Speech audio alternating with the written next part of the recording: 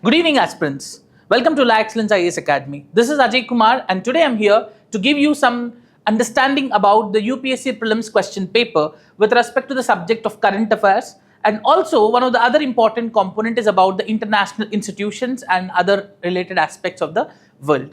So let's look into this.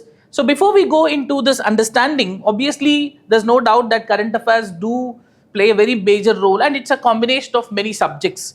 But specifically, if you want me to highlight, I'll be specifically dealing with 11 important questions on the current events. And then there are 3 interesting issues with respect to the international issues too. Okay, so if you look into the first one specifically, the question number 15, I'm taking the set B as a source for this, and I'm giving this particular review. So coming to the question number 15, which of the following launched the Nature Solutions Finance Hub for Asia and Pacific? See, this is a very interesting approach that has actually been brought up by the world, because this was brought up by the Asian Development Bank, specifically with respect to what do you call it as the International Institution of Asian Development Bank. This has come up with this. So the objective is very interesting here, where they are going to make a kind of a $2 billion worth sort of investments that will be brought up to fight these kind of issues like biodiversity or any kind of climate change and such kind of issues in the Asia Pacific region in particular. So that makes here very clearly the answer for this is going to be the option A, that is Asian Development Bank. Okay, so moving to the second question, that is question number 41. It is asking you about the following statements, and it's asking about these countries. They have given a list of countries and asked us to tell us which of them are the members of the North Atlantic Treaty Organization, and which we may know very well. It's talking about the organization of NATO, right? So one thing that we have to understand, this is a very generic question that you could say, because these days in the Cold War time and post that, we have seen a different kind of situation in the world right now. So this is specifically pointing out to the countries of the NATO. As we know that the NATO currently consists of 32 countries. And of these, this is asking about how many of them are members. If you could see, Austria especially and Serbia particularly, so these two are not a part of the NATO, which means the Bulgaria, Croatia, Sweden and North Macedonia are the members of this. So that makes answer would be option B, that is only 4. So moving further to the next question. So if you look into this one very clearly, looking into this question number 50. So consider the following statements about Rashtriya Gokul Mission. So one thing that we have to understand about the Rashtriya Gokul Mission is that this was a program that was brought up by the government of India specifically to focus on indigenous breeds of the bovine, which we say cattle. So now, if you look into the statements, it is saying it is important for the upliftment of rural poor, as a majority of the low producing indigenous animals are with small and marginal farmers and landless laborers. So the statement makes it very clear that if you look into a country like India, which is agriculturally very much dominant, and we also know there is a great culture of what do you call it as a pastoral economy too. And most of the people in the rural areas do have the indigenous breeds only. So the government has come up with this kind of initiative where we would promote the indigenous breeds more in our day-to-day activities. And as we know that majority of the people in the rural areas are basically from this particular small and marginal farmers too. And now in order to support them, we need to promote the indigenous breeds mostly. So the promotion of local cattle, the indigenous buffalo is a clear motive behind this particular mission. And accordingly, if you look into both the statements, it is for the upliftment. Obviously, when you're promoting indigenous breeds, that will help none other than the small and marginal farmers. Number 2, it is focusing on indigenous cattle. And when you look into this particular question, that makes it very clear. The answer here is both the statement 1 and 2 are correct. Answer would be option C. Moving further, who amongst the following are the members of the jury to select the recipient of Gandhi Peace Prize? This is the question number 53. Now, when you look into this, so the Gandhi Peace Prize was instituted by the government of India in the year 1995 to commemorate the 125th birth anniversary of Mahatma Gandhi. And when you look into this, so it is given to those particular people who have done a great work with respect to the non-violence. Any kind of movement that has been taken up with the non-violence as a tool So such kind of people would be selected for what do you call it as the Gandhi Peace Prize. And for this, the jury of the prize includes, like, it doesn't include the President of India, it does include the Prime Minister, it does include the CJI, it does include the leader of opposition in Lok Sabha. Apart from that, it also has Speaker of Lok Sabha, and then there is one person who is an eminent person is also made a part of the jury. And this question is asking is, which among these are the juries to select them? And answer is very clear. 2, 3 and 4 are the right statements, and answer would be option C. Going further into the next question. So question number 55. So this is very much in the news because we have seen the Paris AI Summit was held in the year of 2025. In fact, the Paris AI Summit was held with the cooperation of both France and India. But before that, this question is very interesting because it's a bit tougher question also, I would say, because this is talking about the AI Summit which held in the past. If you look into the statements, it says regarding the AI Action Summit held in Grand Palais of Paris in, what do you call it as, the France. So one thing that we have to identify here is that it was co-chaired with India. The event builds on advances made at Bletchley Park Summit held in 2023 and Seoul Summit held in 2024. So this is a factual question, we could say. In order to answer this, you need to know about the previous summits also. You could say 2023 summit, which is talking about the Bletchley Park Summit. It happened in UK. 2024 summit, it happened in Seoul. So that is a very clear thing, but based on the facts, yes, the first statement is right. Because whatever we have achieved from 2023 summit, 2024 summit, we have to go further into this. When you go for the second statement here, along with other countries, US and UK also signed the declaration on inclusive and sustainable AI. But here comes a problem.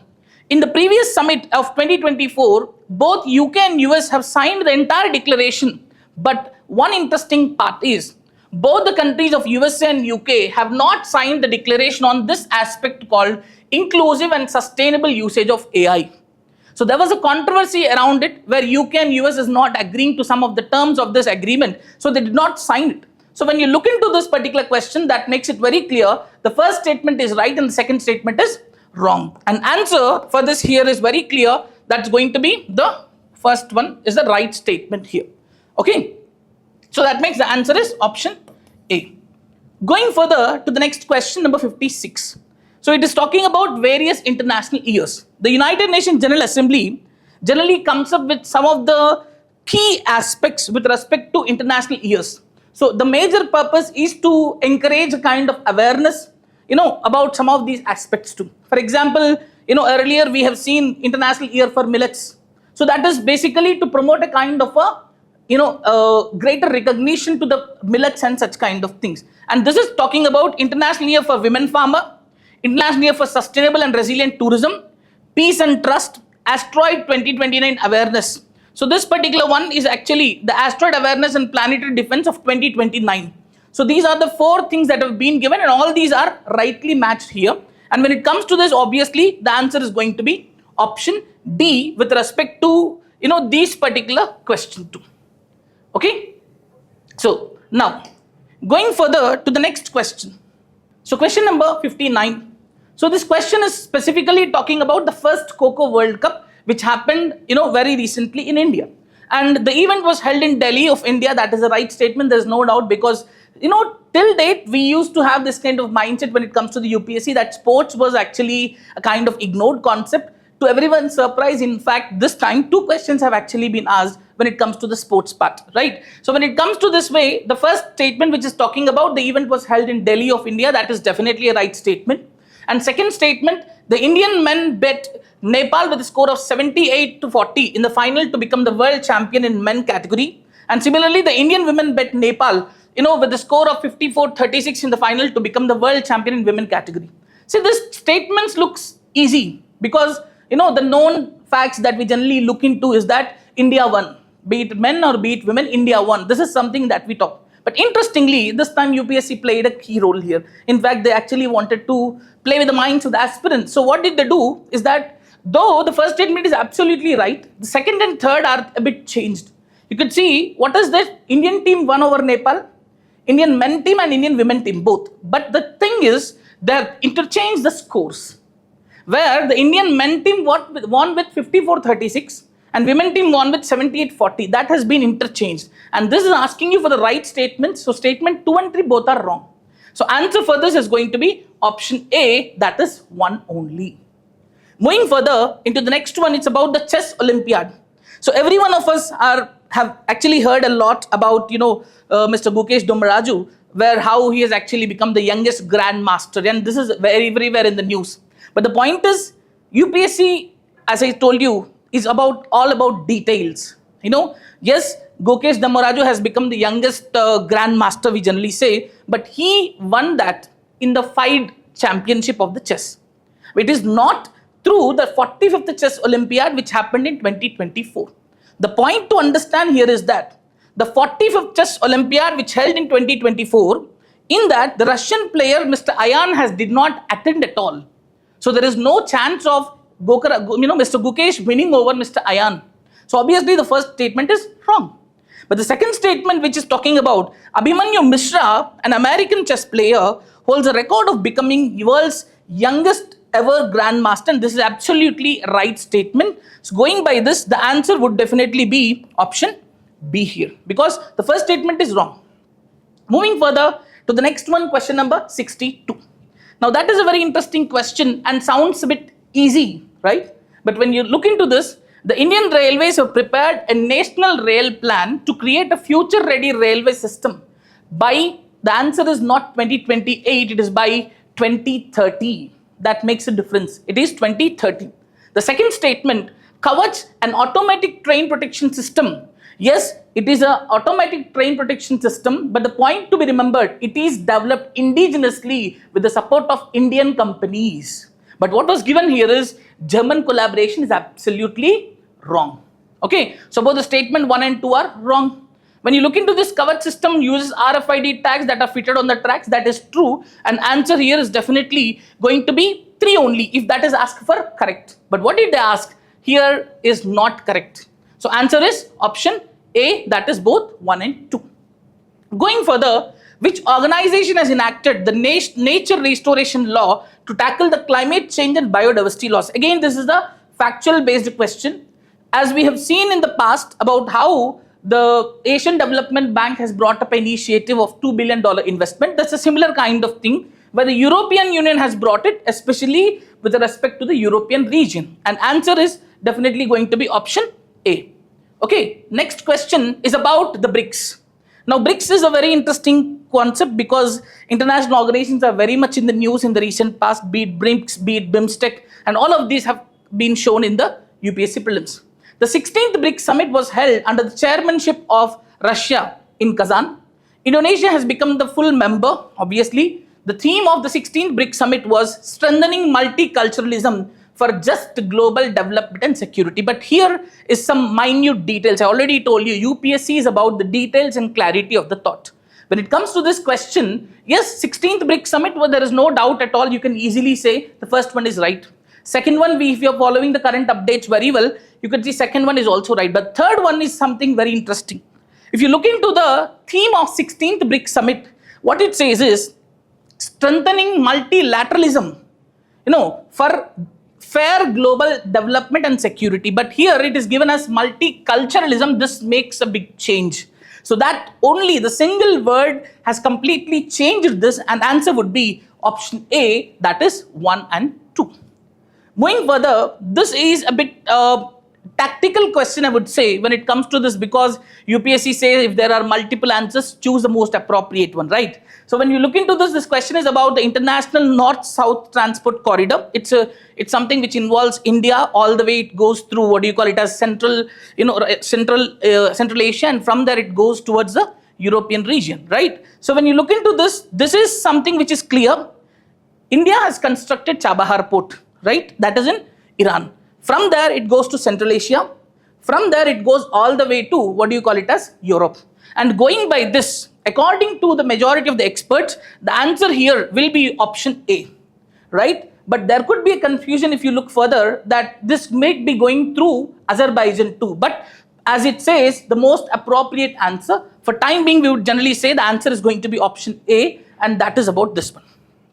And moving on to the next question. It's about PM Surya Ghar Mufti Bijli Yojana. So this is a very important scheme. If you look into the amount of power that is generated in India, majority of the power is generated through the thermal power plants, and it is followed by solar power, right? The second highest is solar power. And the government wants to encourage it more and more. So they have started a program, PM Surya Ghar Mufti Bijli Yojana. As part of it, they have come up with a target of doing that with 1 crore solar rooftop panels. That is right. There's no doubt about it. It's a Ministry of New and Renewable Energy that generally takes care of it. They actually, now it is not just about installation of solar, rooftop panels, but it is also beyond that. They'll focus on training on installation, operation, maintenance, and rooftops also. And the next thing is, they want to create 3 lakh skilled manpower through this particular scheme, so that would help the rural grassroots people more and more. So when you look into this statement, the scheme's exact details were given here. So there is nothing much to discuss here. The answer is definitely going to be option D, that is 1, 2, and 3. And the last question that we have is about the BIMSTEC, a very important organization in the news, because we have seen SAARC has become ineffective, and India is trying to actually ignore Pakistan, and the alternative they have seen is BIMSTEC. And when it comes to this, it's a regional organization, Bay of Bengal as a region, if you can see. It's a regional organization with 7 member states, that is right. It came into existence with the signing of Dhaka Declaration of 1990. And one thing to understand here, it has not come into existence with the Dhaka Declaration, rather it has come into existence with what do you call it as Bangkok Declaration. So that makes the statement 2 is wrong. So Bangladesh, India, Sri Lanka, Thailand, and Nepal are founding members. The first 4 are right. Bangladesh, India, Sri Lanka, Thailand are right. They are the founding members. Later on, Nepal joined them later. So that doesn't make it a part of this, and it is not a founding member. The statement 3 is also wrong. Lastly, in BIMSTEC, the subsector of tourism. If you look into BIMSTEC, this depends on the sector-wise thing, and the tourism sector is currently being led by India. So second and third statements are wrong here. The first and fourth makes it the right option, and answer would be option C. Okay, so this is how the entire aspects relate to the current affairs and the international organizations has been covered in the UPSC. And this is definitely a moderate paper, and we'll have a better analysis in this one. Okay, thank you and have a good day.